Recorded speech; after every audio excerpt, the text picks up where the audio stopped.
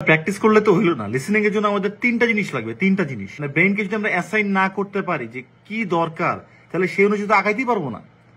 প্রথম জিনিসটা হচ্ছে অ্যাকসেন্ট জানতে হবে, অ্যাকসেন্ট বুঝতে হবে। এক এক জায়গার এক এক রকমের অ্যাকসেন্ট, এবং সেই অ্যাকসেন্ট দিয়ে কিন্তু আমাদের সাথে প্লয় করা হয়, আমাদেরকে ট্রিক করা হয়। সেকেন্ড যে জিনিসটা আমাদের কাছে করতে হবে সেটা হচ্ছে যে পড়ে তো বুঝতে হবে আগে থেকে, নাকি? তো এই পড়তে গেলে কি লাগবে? আবার ওই যে 5টা বই পড়তে বলি না, সেই কম্প্রিহেনসিভ অ্যাবিলিটি রিলেট করো।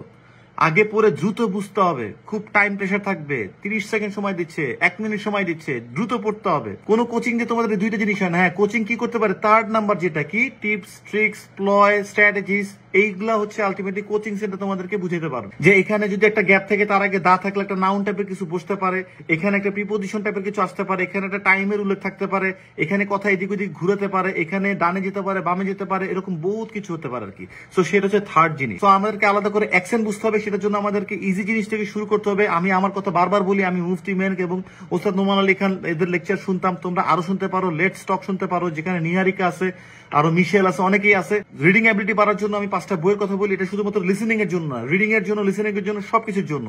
So start with the secret, তারপরে the alchemist, rich dad poor dad, think and grow rich, Eragon, এগুলো পড়ো। এগুলো ইজি স্টাফ। থাকে না এরকম যে দিয়ে দিলাম বই পড়তে থাকো, ব্যাপারটা এরকম না। ইন্টারেস্টিং, পজিটিভিটি দিবে, মোটিভেশন দিবে, সবকিছু দিবে। সো এগুলো পড়ো, রিডিং অ্যাবিলিটিটা বাড়ো। আর থার্ড যেগুলো, সেগুলো কি আমরা নিজেরাই প্র্যাকটিস করতে করতে কিন্তু এটা সলভ করতে পারি। প্রথমে আমরা আসতে পারি ফিল ইন দ্য গ্যাপস নিয়ে, কারণ ফিল ইন দ্য গ্যাপস অনেকগুলো থাকে, ফার্স্ট সেকশনে থাকে, ফোর্থ সেকশনে থাকে লিসেনিং এর ক্ষেত্রে। সেকেন্ড আমরা আসতে পারি মাল্টিপল চয়েস নিয়ে, তারপরে ম্যাচিং নিয়ে আসতে পারি। আরো কিভাবে ইমপ্রুভ করবো, এটার জন্য আমি বলি সবাইকে ব্যাক ক্যালকুলেশন করতে। ব্যাক ক্যালকুলেশন কিরকম? ম্যাথমেটিক্সে যেরকম উত্তর দেখে, মানে উত্তর না পারলে উত্তর দেখে উল্টা যাই না, উল্টা যাই মিলাতে যাই যে কি হয়েছে, ব্যাপারটা কোথায়, ভুলটা কোথায় করলাম, ঠিক এখানে ওরকম অ্যান্সারটা দেখো, দেখে ব্যাক ক্যালকুলেট করো, দেখো কোথায় হয়েছে, কোথায় হয় নাই, কেন হয় নাই।